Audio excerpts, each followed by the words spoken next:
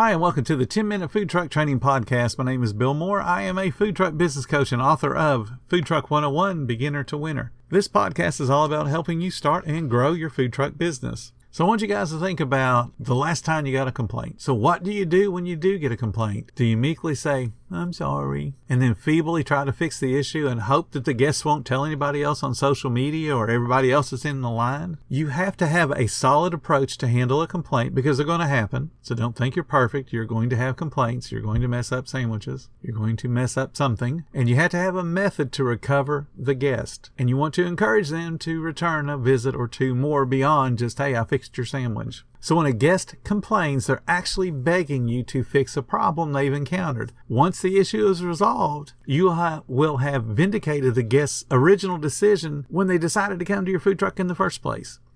So think about that for just a second. You have a guest that comes up, they've made a decision to eat with your food truck for the day, and you've done something that has upset them. Doesn't matter what it is, they're upset.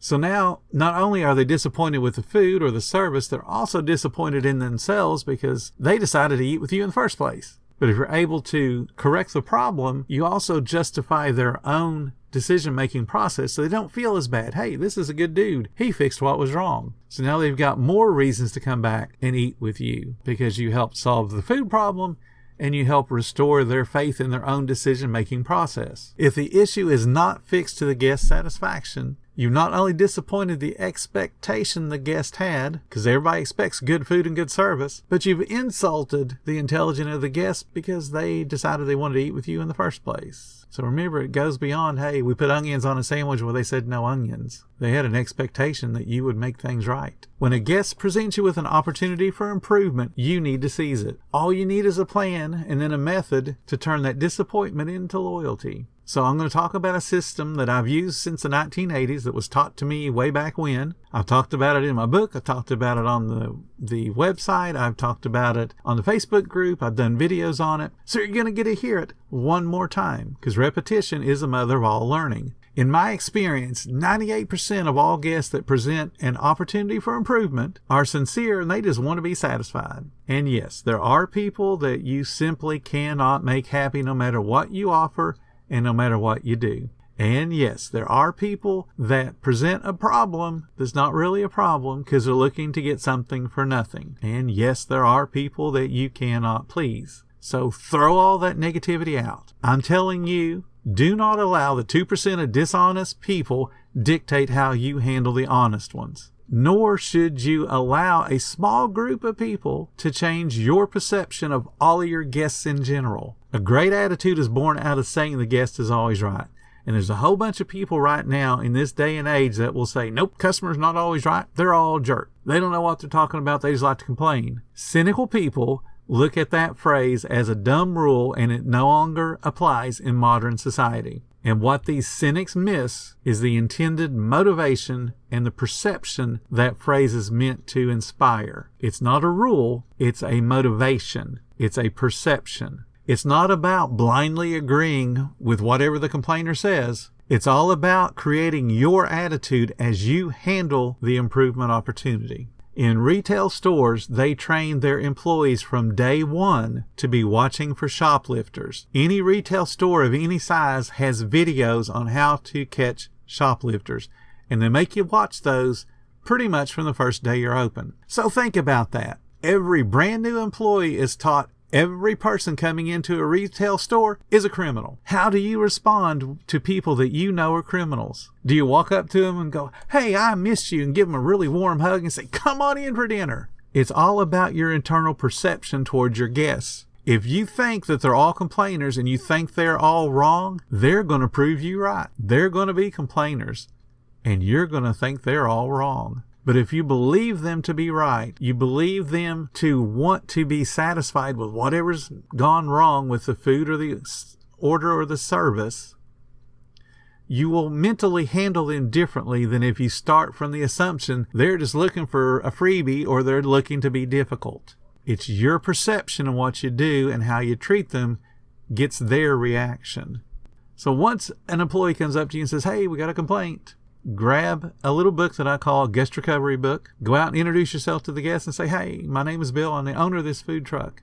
What can we do to make this situation right? And then listen to what they say. You want to open your little guest recovery book to a blank page and start taking notes. Get the name of the person and use their name several times as you're talking to them to let them know that, hey, I remember who you are. And then you're going to go through this process. Remember the word LAST, L-A-S-T. It's a simple 4-step process to begin guest recovery.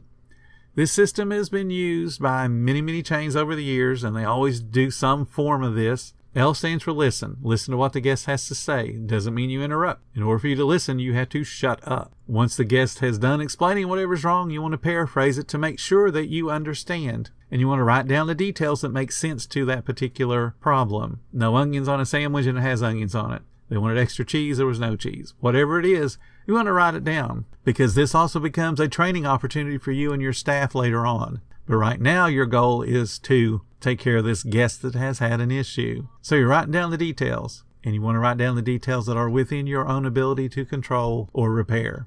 After they're done telling you what the problem is and you have listened and paraphrased it back to make sure you understand, the next thing you do is apologize. You're apologizing for the inconvenience and the disappointment the guest has endured. You do not say, I am sorry. You are not sorry. Your food truck is not sorry. Your food is not sorry. You are apologizing for the inconvenience of whatever's happened if it's service related. If it is food related, then you say, I apologize for your disappointment with this particular food or the onions or whatever it is. So you apologize for the inconvenience when it's service. You apologize for disappointment when it's food related, but you're not sorry. Follow the apology, follow up the apology with empathy and understanding. And what that means is if someone comes up to you and says, man, y'all slow today. I can't stand here 30 minutes waiting on food. You say, allow me to apologize for the inconvenience of our service. I understand how that would impact your day. I apologize for that. I don't want to operate in that manner. And then this is key. You say, what can I do to make it up to you? Same thing if they come up to you with a food issue. Allow me to apologize for the disappointment you must have felt when you opened up that sandwich and it had onions on it when you asked for no onions.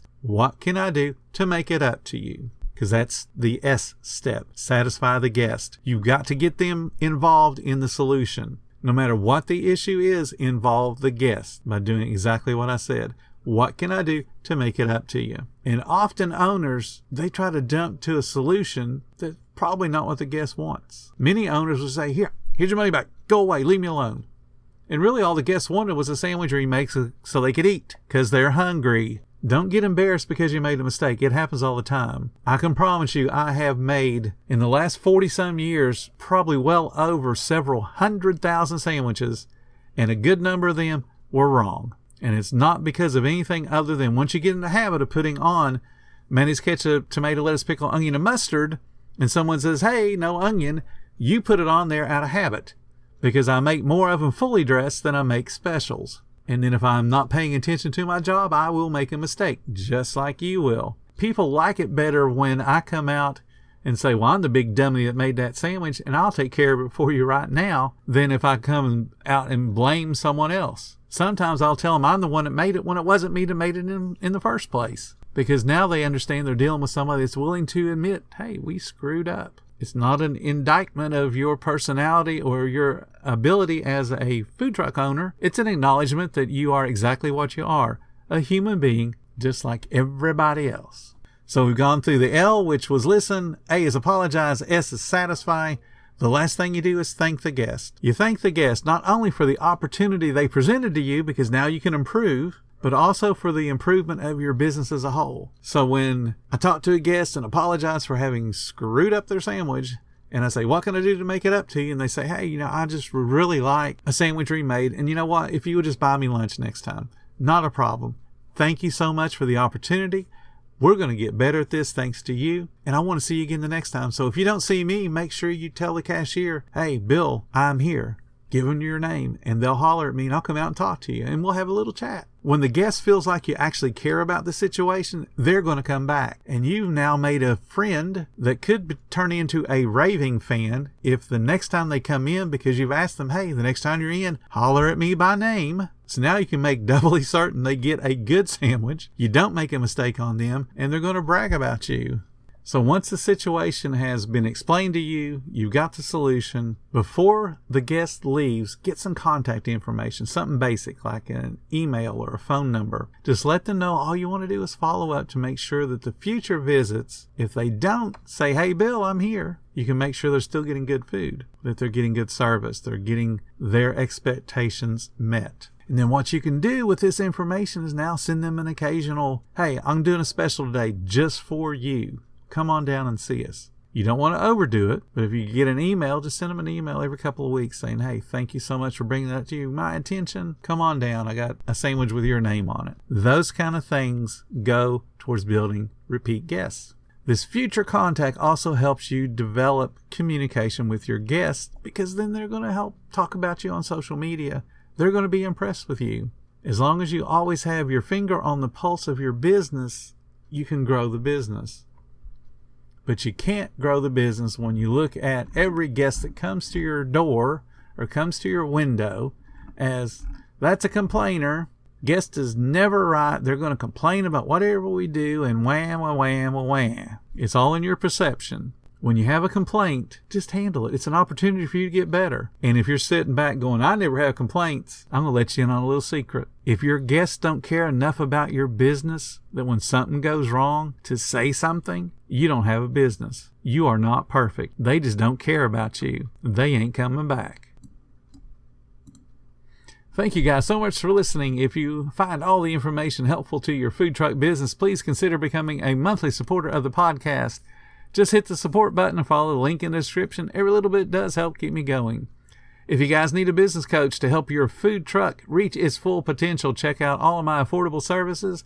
The link to my website is in the description. If you like being around like-minded positive people, our Facebook group, it's called Food Truck Training. It's an amazing bunch of awesome members, and they are at all levels from brand new to decades-old veterans. They all got your back, and they're willing to help answer any kind of questions y'all got. Thank you guys so much for listening. Come back tomorrow, and I'll have plenty to say.